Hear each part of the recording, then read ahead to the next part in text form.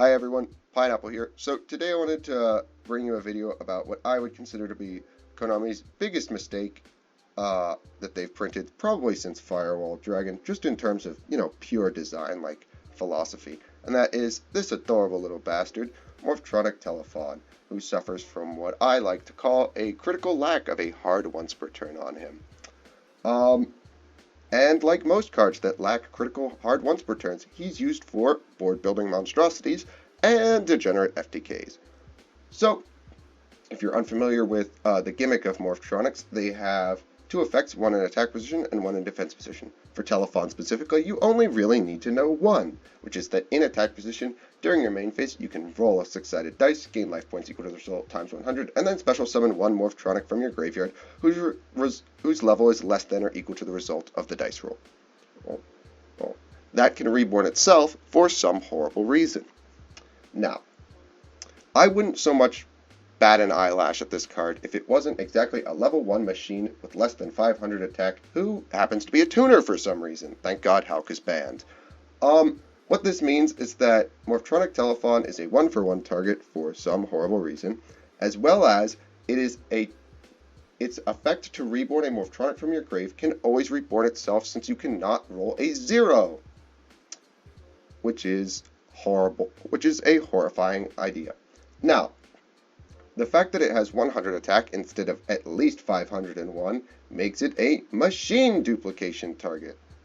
Now, what that means is that if you have a card that can, say, tribute monsters for effect damage like, I don't know, a Toon Cannon Soldier, and 2 Telefons on the field, you could infinitely loop said Telefons in order to deal, say, I don't know, an infinite amount of effect damage.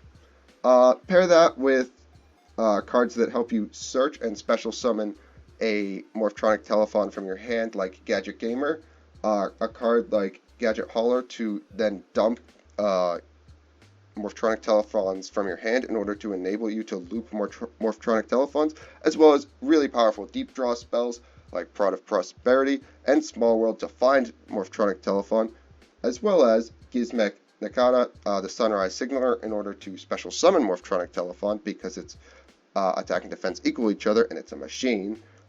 As well as using Saryuya to deep draw, you can, say, reasonably consistently find a way to put a Toon Cannon Soldier and 2 Telefons on the field going first, which means you can FTK your opponent.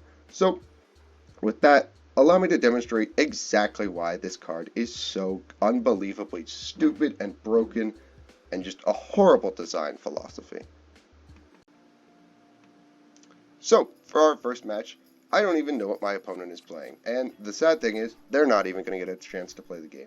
So, we'll start with 1-for-1, and we'll pitch this Gamma for a Telefon, before going, using our Toon Table of Contents to grab Toon Cannon Soldier. From here, we'll summon Gadget Gamer in order to grab another Telefon, and then using Gadget Gamer to summon the said Telefon, and getting out Gadget Hauler. From here, we'll make Link Karibo, and then begin going Telefon for Telefon. From here, we'll Telefon for Telefon, we'll make Underclock Taker, Telefon for Telefon again, and make Saryuya, and our opponent will scoop it up effectively instantly because they know that I can now special summon Toon Chaos Soldier from my hand and continue to loop Telefons. So this example, it's a lot more awkward since we drew Gadget Gamer and 2 Telefons, but this is really to demonstrate exactly why Gadget Hauler actually has value because he can dump Telefons that you draw from your hand into the grave. So, from here, we'll start with Gadget Gamer. Gadget Gamer will add the 3rd Telefon. He'll then tribute himself and special summon out Telefon and Gadget Hauler. From here, we'll use Gadget Hauler to dump a Morphtronic Telefon, and then Telefon for Telefon, and begin looping Telefon for Telefon for Telefon for Telefon until eventually we can get to Saryuya, and then use Saryuya to deep draw until, I don't know, hopefully we can find Toon Cannon Soldier. Unfortunately, I was kind of an idiot because I kind of forgot that Small World is a card that I can use to search Toon Cannon Soldier because none of the machines really share anything other than, being machines. So I made this take a little while longer just because I, didn't know the Small World things. So I really made it harder on myself. But we'll go for a second Saryuya. And what do you know? We find the Toon Cannon Soldier I could have found probably, I don't know, 10 minutes ago. From here, we'll just go Telefon for Telefon for Telefon. And then use Toon Cannon Soldier to deal, I don't know, a whole lot of damage. And our opponent will scoop it up once again.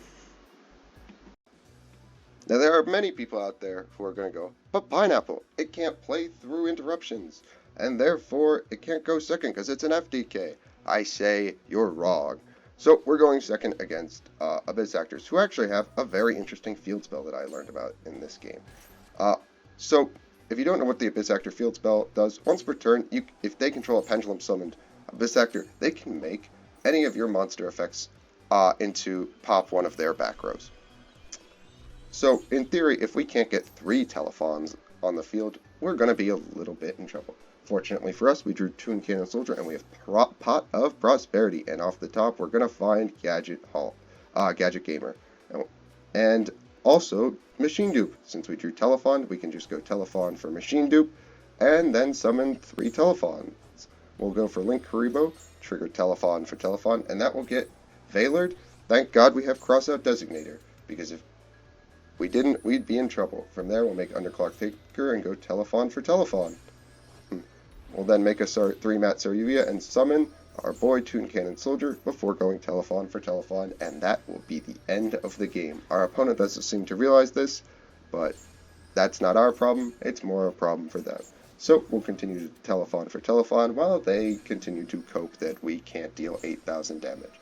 Unfortunately, due to Pot of Prosperity, we are doing half damage, but they will scoop it up once they realize the situation is hopeless. So, what I hope we can all learn from this is that level 1 machine monsters with less than 500 attack should not be able to repeatedly summon themselves from the graveyard, because that creates problems, or just cards in general. Should not be able to summon multiple copies themselves without a, hard once per turn.